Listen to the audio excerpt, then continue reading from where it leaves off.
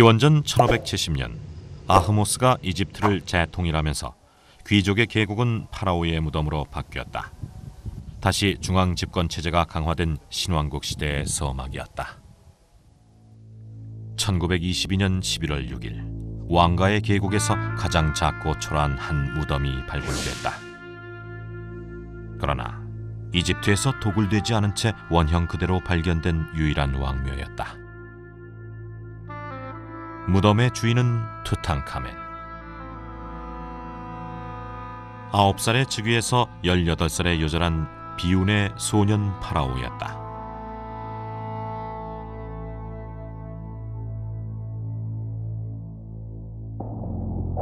무덤 안에선 3,500여 점의 보물이 쏟아져 나왔다. 고대 이집트가 황금의 나라였음을 말해주는 진귀한 보물들. 순금으로 만든 관은 무게만 해도 약 110.4kg.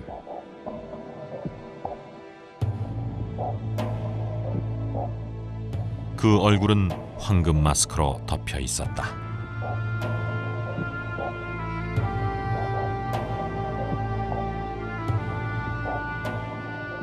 هذا سؤال جيد. المصريين القدماء تجد أنهم كانوا يؤمنون بالعالم الآخر، فكانوا يتخيلون أنهم بعد الموت سوف يبعثون مرة ثانية، فلذلك تجد كثيرا من الملوك على سبيل المثال توت عنخ آمون، رمسيس الثاني، سيتي الأول، سيتي الثاني، وهكذا. أغلب هذه المقابر وجد بها كميات كبيرة من الذهب.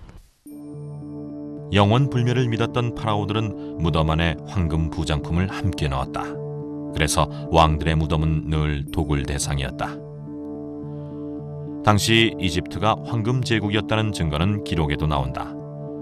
호메로스의 일리아드에 테베는 황금이 산처럼 쌓여 있고 100개의 문이 있는 호화찬란한 고도였다고 전한다.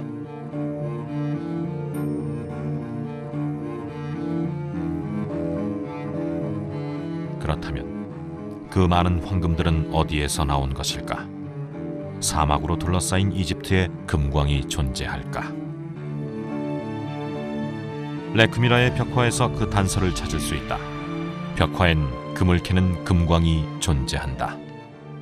لقد اكتشف المصريون القدماء كثير من مناجم الذهب هنا في صعيد مصر.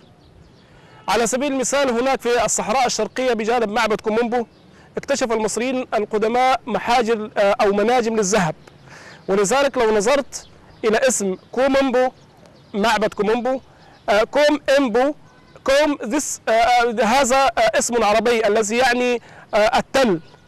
إمبو أحد الأثريين قال قد يكون هو الاسم الهيروغليفي للذهب أو الاسم المصري القديم للذهب نيبو، وهذا يعني التلال الذهب التي اكتشفت في عهد المصريين القدماء في الصحراء الغربية.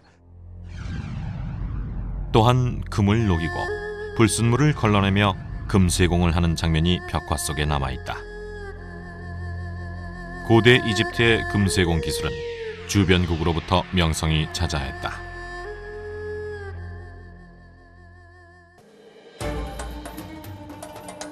황금으로 무덤 안을 채웠던 고대 이집트인들. 그들은 영원 불멸이 한낱 꿈이 아니라 황금처럼 영원히 지속되리라 믿었다. 그것은 그들의 내세관과도 깊은 관계가 있다.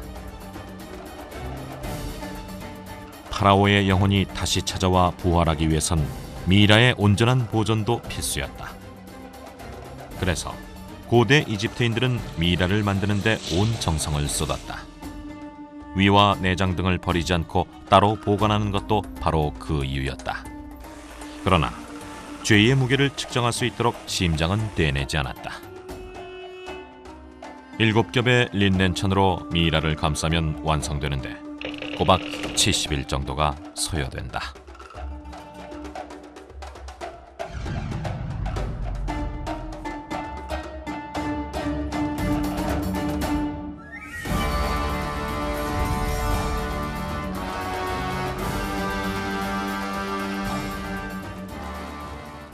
البراعة التي وصل إليها الطب المصري آنذاك إن هو يحافظ على الجسد فترة آلاف السنين للحفاظ عليه، اعتقادا من المصري القديم أنه طالما أن المومياء في حالة جيدة فهناك مستقبل جيد لهذا المتوفي في العالم الآخر.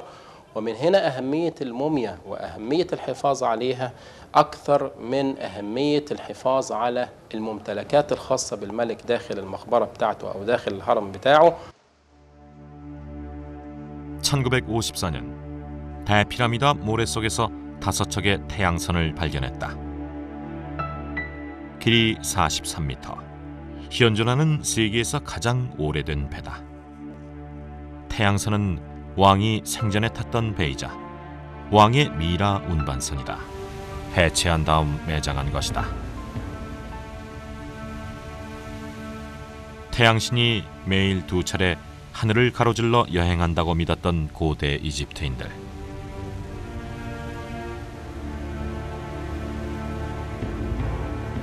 죽은 자가 부활해 영생하기 위해서는 하늘의 나일강, 그 강을 건너는 배가 있어야 된다고 믿었다. 하늘을 나는 태양선. 고대 이집트인들의 상상은 무한하다.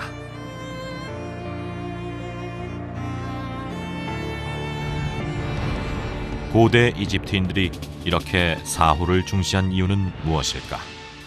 كان النيل فيها هو العامل الأساسي مع الشمس. هم عندهم شيئان، الشمس تشرق كل يوم وتغرب كل يوم من مكان محدد وتغرب في مكان محدد. أثرت على فكرهم في الموت والحياة. النيل كذلك، يأتي النيل ويمدهم بالحياة طول العام ويختفي النيل ويظهر إنها الحياة والموت. 400년간 고대 이집트의 수도였던 멤피스에서 멀지 않은 곳에 고왕국 시대의 대표적인 유적 피라미드가 있다. 고대 이집트 왕들의 무덤이었던 피라미드. 피라미드는 천문, 지질, 수학, 토목, 건축 등 모든 학문과 지혜가 망라된 집합체다. 세계 최대의 석적 건물인 쿠프의 대피라미드는 고대 7대 불가사의 중 하나다.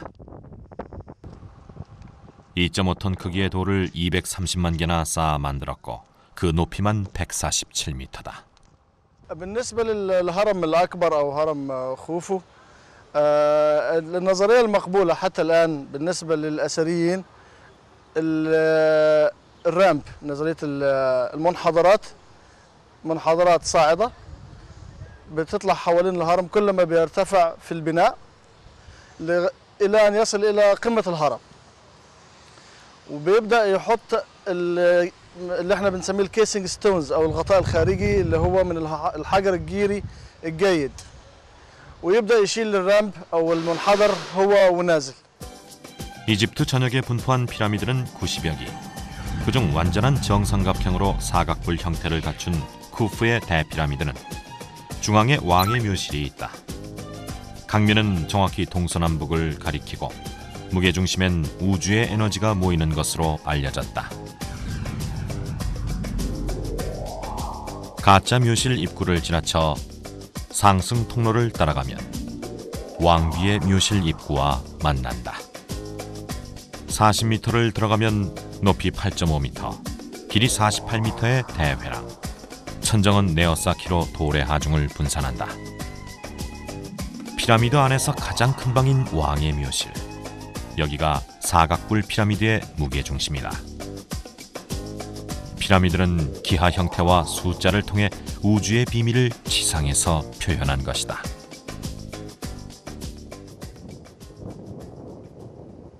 태양 신앙이 파라오에 대한 신앙이었던 고대 이집트에서 피라미드는 절대 왕권의 상징이었다. 태양과 파라오를 신격화한 이집트인들의 강렬한 염원을 담아 표현한 것이 피라미드다. 허리를 굽혀야만 들어갈 수 있는 통로. 70도에 가까운 가파른 경사에 미로가 이어진다. 쿠프의 피라미드보다 훨씬 작지만 대회랑의 천정은 돌의 하중을 분산시키는 네오사키로 그 형태가 같다.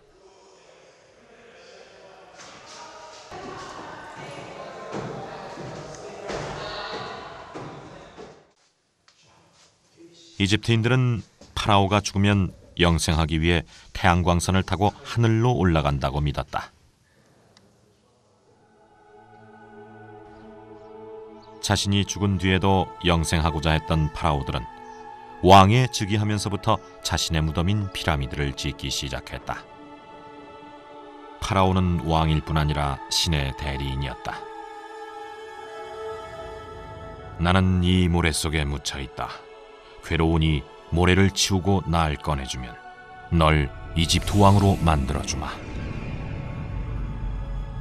잠에서 깬 왕자는 부하들을 모아 모래를 치워줬고 몇 년 후 투트모세스 4세는 왕이 됐다.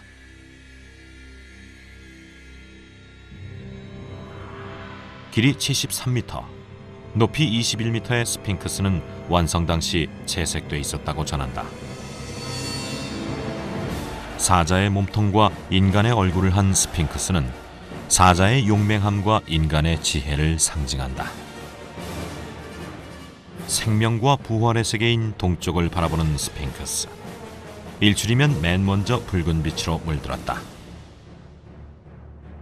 고대 이집트인들은 이를 두고 지평선의 태양신 하르마키스라고 불렀다. 스핑크스는 태양신 라의 화신이자 곧 파라오를 의미했다. 파라오가 세운 피라미드는 여러 가지 형태로 변화했다. 나일강이 범람하는 동안 피라미드 건설에도 가속도가 붙었다. 불안한 강물에 배를 띄워 거대한 돌을 더욱 손쉽게 이동시킬 수 있었고, 농한기인 덕분에 농부들을 공사 현장에 투입시킬 수 있었다. 쿠프의 대피라미드를 만들기 위해 동원된 인력은 연 10만 명, 털을 닦는 데 10년, 돌을 캐 운반해 쌓는 데 20년이 걸리는 대장정이었다. بالنسبة للعمال بناة الأهرام، طبعا احنا عندنا اكتشفنا هنا في منطقة جنوب أبو الهول المقابر العمال والقرية اللي هم سكنوا فيها، اللي هم بنوا الأهرامات وبنوا المعابد وبنوا المقابر كذلك في منطقة الجيزة. اكتشفنا شيء شيق جدا بالنسبة للعمال، إن هم كانوا حوالي 20,000 عامل وليس 100,000 عامل كما كان يقول هيرودوت. 20,000 ما بين 20 و 30,000 عامل كانوا بيعملوا لهم عملية الروتيتنج، أو إن هم يبعتوهم يشتغلوا وبعد كده يودوهم في بلادهم تاني ويجيبوا ناس تانية بحيث إنها كأنها بريك، فما كانتش العملية عملية عبودية. وكان اكتشفنا برضو شيء جميل إن هم كانوا من جميع بلاد مصر، كانوا بييجوا يشاركوا في المشروع الملكي ويروحوا تاني. واكتشفنا ان هم كانوا طبعا بيمدوهم بكل انواع الاكل والامكانيات عشان يشتغلوا ويعيشوا هنا، فالعمليه ما كانش فيها. 전국토의 95%가 사막으로 둘러싸인 이집트. 그들은 그 많은 돌을 어디서 구해온 것일까? 카이로에서 남쪽으로 900km 떨어진 아스완은 화강암 산지로 유명하다. 이곳 채석장엔 미완의 오벨리스크가 있다. 화강암 덩어리에서 오벨리스크의 형체를 갖추다 만 돌에는 도랑이 만들어져 있다.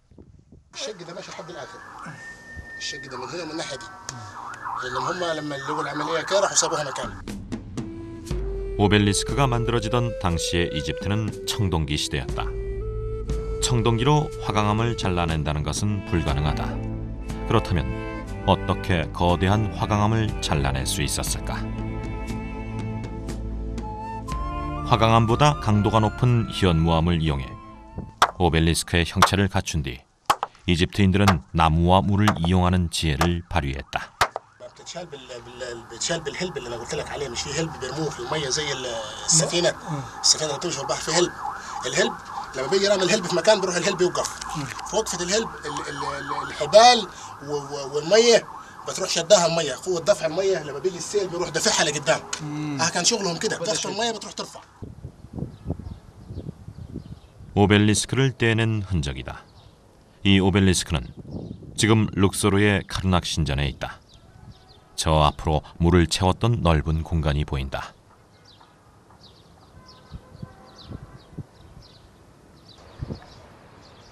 또 하나의 미완성 오벨리스크.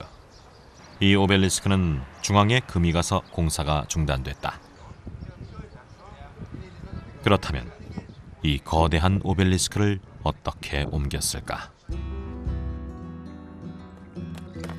길이 41m, 무게 1150톤에 달하는 하나의 석재로 만들어진 오벨리스크. 이를 운반하는 데에도 나일강의 범람은 중요한 역할을 했다. 채석장 부근까지 차오른 강물은 배의 접근을 쉽게 허용했고 오벨리스크는 나일강을 따라 옮겨졌다. 하트셉스트 여왕의 장제전 벽화에 당시의 장면이 자세하게 그려져 있다. 나일강은 고대 이집트인들의 고속도로였던 셈이다. وليست مجموعة أحجار إنها كتلة حجرية واحدة المسلة فلذلك المصريين القدماء اختاروا الأحجار لأن الأحجار تستطيع أن تتحمل عوامل الجو وعوامل التعرية. 무게를 견디기 위한 기단을 흑벽돌담으로 둘러싼다. 담 안쪽에 모래를 채우고 경사로를 만든다. 썰매에 오벨리스크를 올려 반대쪽 경사면에서 잡아당긴다. 오벨리스크가 기단 위에 반듯하게 서도록 썰매를 서서히 빼낸다. 오벨리스크를 세우는 방법은 정확히 밝혀지지 않았지만 이것이 가장 유력한 학설이다. 단면은 사각형이고 끝은 피라미드 꼴인 오벨리스크는 태양신앙의 상징으로 세워진 기념비다. 오벨리스크에는 파라오의 생애와 업적이 기록돼 있다.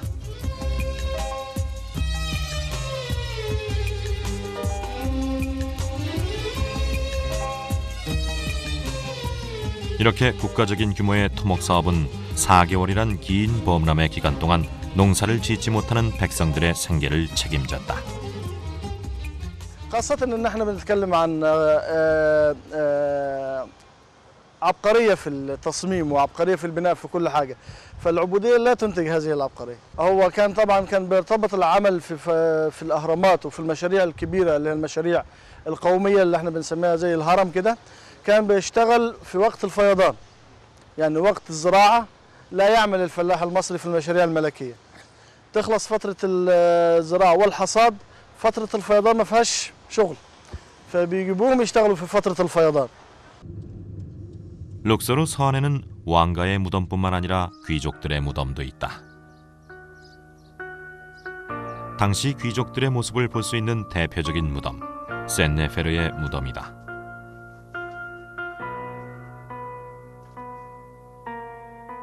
센네페르의 무덤은 천정에 그을린 포도가지와 잎, 포도송이로 유명한데 일명 포도넝쿨 무덤이라 불린다. 센네페르는 테베 남부지역 시장으로 아문 대신전의 정원 관리를 맡던 인물이다. 온통 포도송이로 채색된 천정은 입체감을 살리기 위해 평면이 아니라 울퉁불퉁하다.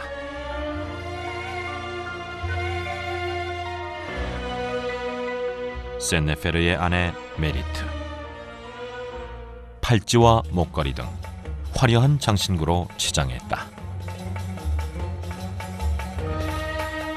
행복한 일상을 보내고 있는 부부의 모습이 평화롭다. 무덤 속 벽화에는 센네페르의 생전 모습이 세세하게 그려져 있다. 센네페르에게는 3명의 딸이 있는데 보호자인 아버지의 무릎을 안고 있는 딸의 모습이 이채롭다. 절친했던 사촌과 여동생 등 가족 모두가 벽화 속에 등장한다. 센네페르의 무덤에는 이름이 다른 6명의 아내가 있다. 그러나 고대 이집트는 일부 일처제 사회로 6명의 아내는 불가능했다. 동일 인물이 각각 다른 식으로 불렸던 것으로 보인다. 죽어서도 살아있을 때와 마찬가지로 모든 것을 누리고자 했던 고대 이집트 사람들. 그들의 간절한 열망이 이곳에서 삶과 죽음의 경계를 허문다. 테베는 현재의 룩소르다. 지금은 10만 명 정도의 인구가 사는 작은 도시지만 전성기 때였던 테베 시절엔 약 100만 명의 인구가 살았다. 중왕국 시대가 시작된 이후 테베는 약 1000년 동안 이집트 정치 종교의 중심지로서 번영했고 대표적인 상업 도시로 기능했다. 각종 물산이 이곳으로 몰려들었고 어느 것 하나 부족함이 없었다. 고대 이집트에서조차도 최고의 영광을 누린 도시, 그곳이 테베였다.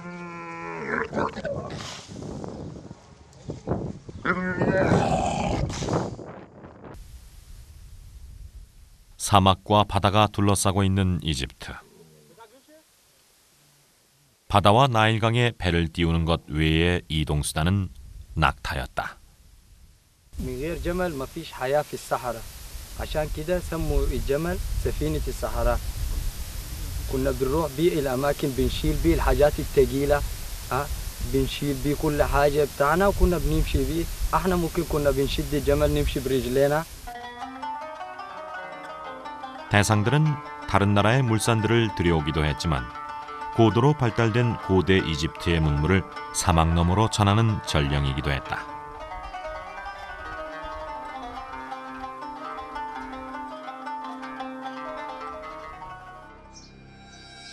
고대 이집트인들은 상형 문자, 히에로글리프를 썼다.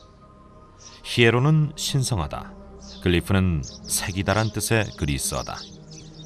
그리스인들은 상형 문자를 신성한 문자나 성스러운 조각으로 생각했다.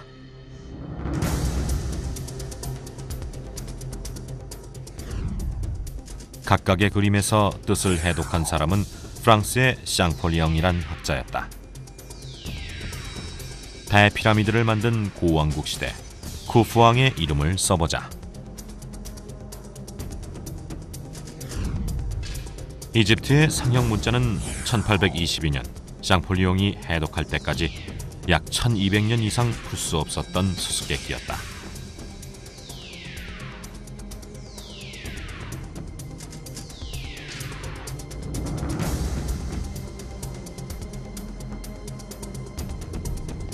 고대 이집트인들은 그 문자를 기록으로 남기기 위해 인류 최초의 종이인 파피루스를 만들었다.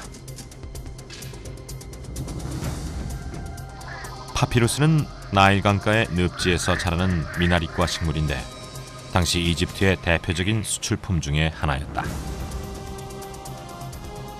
제작 과정을 보면 먼저 파피루스를 40cm 정도로 토막내 가늘게 결대로 쪼갠다. 그런 다음 물에 적신 파피루스를 판자 위에 올려놓고 평평하게 했다.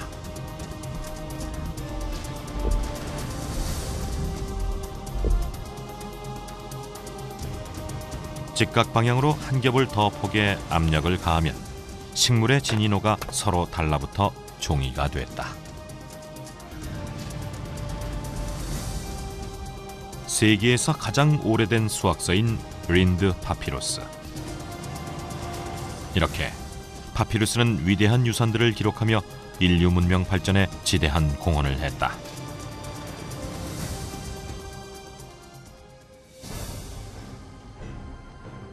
레크미라는 투트모세스 3세와 아멘호테프 2세에 걸쳐 테베의 주지사였다.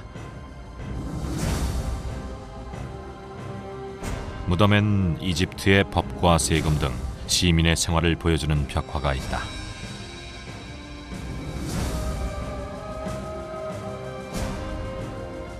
특히 테베의 화려함과 번창함을 알려주는 것은 투트모세스 3세의 정복으로 유프라테스 강에서부터 이집트 남부 누비안 지역까지 각종 공물을 받는 벽화가 있다.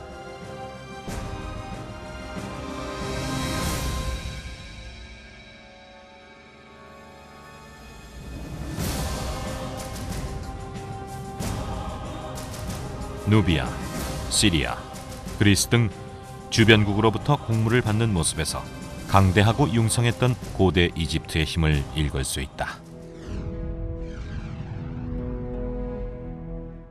수공업과 산업의 발달을 보여주는 벽화들도 있다.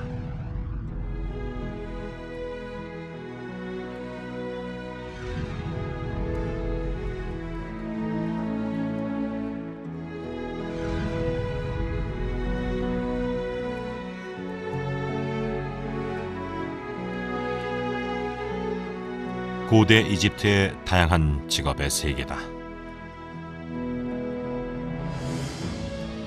와인 제조 과정은 지금과 크게 다르지 않다.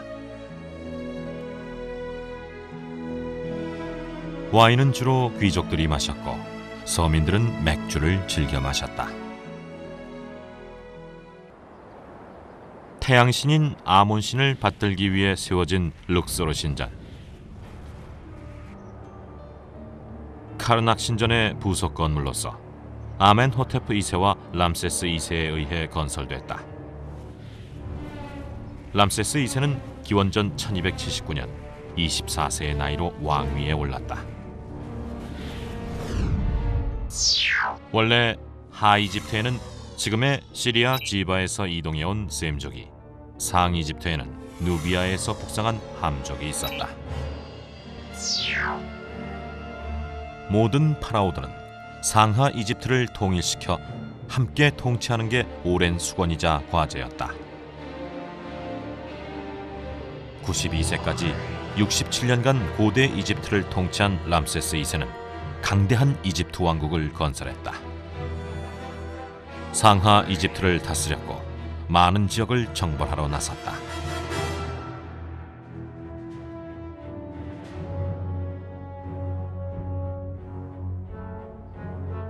람세스 2세의 좌상 아래 그가 정복한 지역들의 이름이 기록돼 있다. 모든 사람들이 하나같이 손을 뒤로 한 채 끈으로 묶여 있다.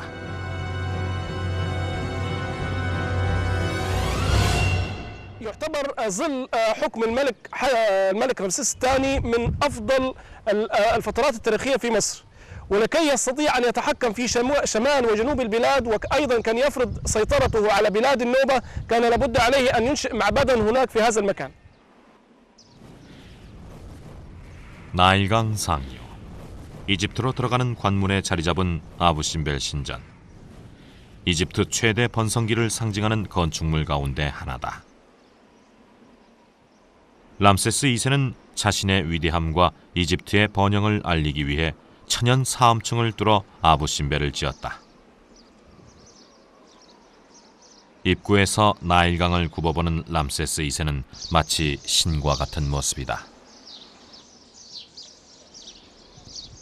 아부신벨의 대신전은 람세스 2세 자신을 위해 만든 공간이다. 대신전에서 90m 떨어진 곳에 자리 잡은 소신전은 왕비 네페르타리를 위해 지었다. 이곳은 1년 중 이틀만 햇빛이 들도록 만들어져 있다. 일설에 의하면 그날은 람세스 2세의 생일과 이집트 왕이 됐을 때라고 알려져 있다. 그러나 이날에도 죽음의 신 프타는 햇빛을 받지 못하고 어둠 속에 있다. 이 현상으로 인해 아부신벨은 더욱 신비로운 신전이 됐다. 아부신벨 신전에 햇빛이 드는 날이면 세계 각국에서 온 관광객들이 이 순간을 보기 위해 이곳을 찾는다. 단 20분 동안 햇빛이 들기에 신상 앞에 머무를 틈도 없다. 그러나 1960년대 아스완댐 공사로 아부신벨은 수몰 위기에 내몰렸다.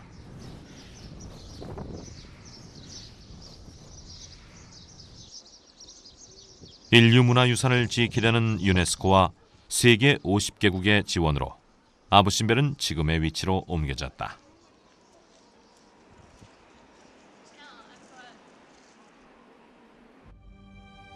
모두 1042개의 블록으로 잘라 정교하게 이어붙인 이 작업은 인류 역사의 또 하나의 기록으로 남아있다.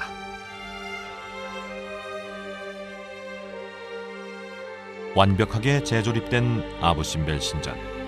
세계 문화유산의 새로운 이정표를 세웠다.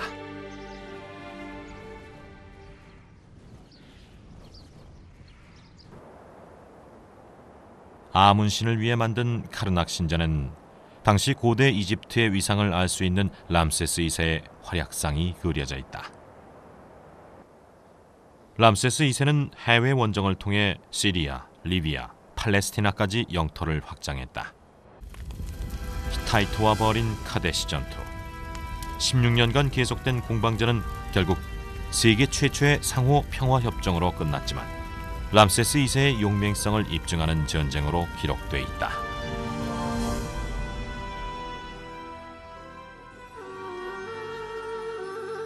카르낙 신전 대열주실은 지름 3m, 높이 15m의 기둥 134개가 늘어서서 장관을 이룬다.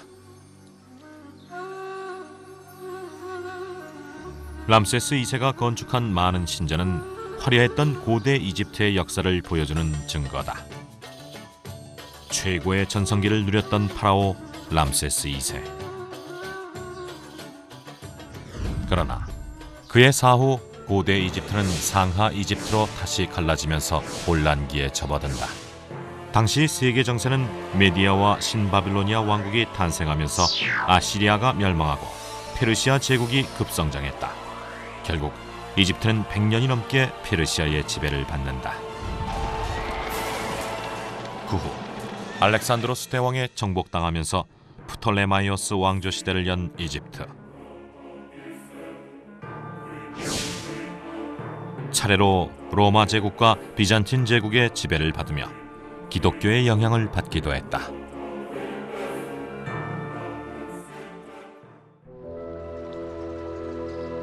(639년) 이슬람 제국의 지배를 받으면서 고대 이집트는 역사 속으로 사라졌다.